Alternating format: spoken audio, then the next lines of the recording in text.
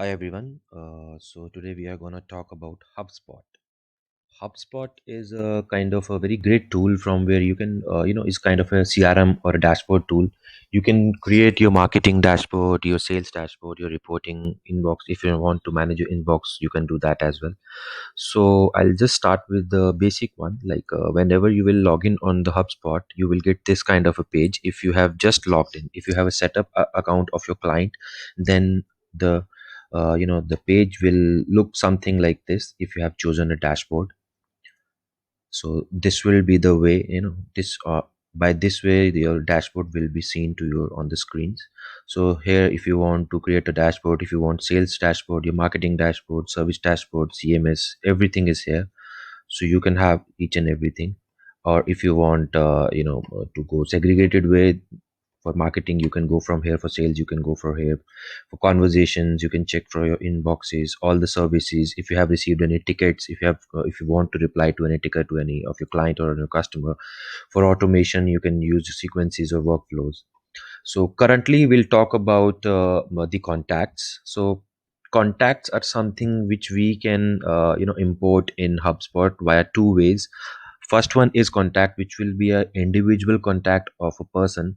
So whenever you want to create a contact, you just need to go here. Okay, create a contact. You can do it from here or individually, or you can import a file. So I'll show you the import as well. Start an import. Files from your computer, one file, one object, and then contacts, because currently we are importing an individual contacts.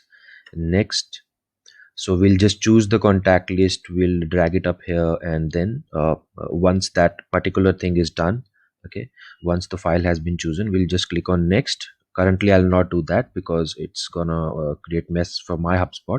So you'll just click on next, and the contact properties will be seen on the next page. If contacts properties are okay, are synchronized perfectly, like name with the contact name, email ID, and the location, company name, the designation, everything is okay, then you can click on next and everything will be imported.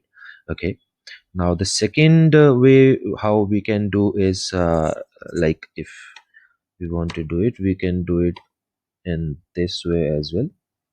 I'll show you. For companies, first of all, the very important thing is that you should have a domain name. Like for example, if I am importing company name HubSpot, so we once the list has been made in CSV file, in that you do have to mention the domain name also as hubspot.com. And if if you are importing a contact of Google, so domain name should be there, google.com, vishup.co. So these are the domain name, that is something which needs to be there. Okay, so for companies also, we'll same way, we'll go for companies. We'll import it, start an import, just like the old way. One file, everything remains the same, just one thing will change here, that instead of contact we'll choose companies. Next, then we'll choose the file.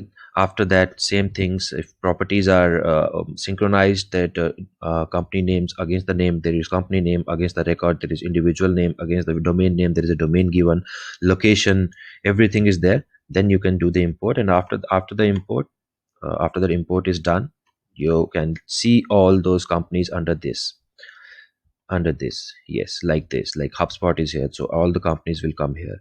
So filters, if you want to add some filters under the same date, like for example, if I want to filter it, last book date meeting is equal to today, apply filter. So currently I'm not having one, but if you will do that, you will see all the list of companies coming under here. Okay, and apart from that, if you want to add users, you can do that as well. Go to setting, go to users and teams. If you want to create a team, you can do that, but that is something that you need to speak with the sales team. And for users, if you want to add a user, just click on create user, enter the email ID.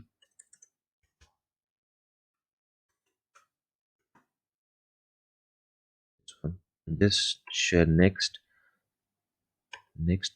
send.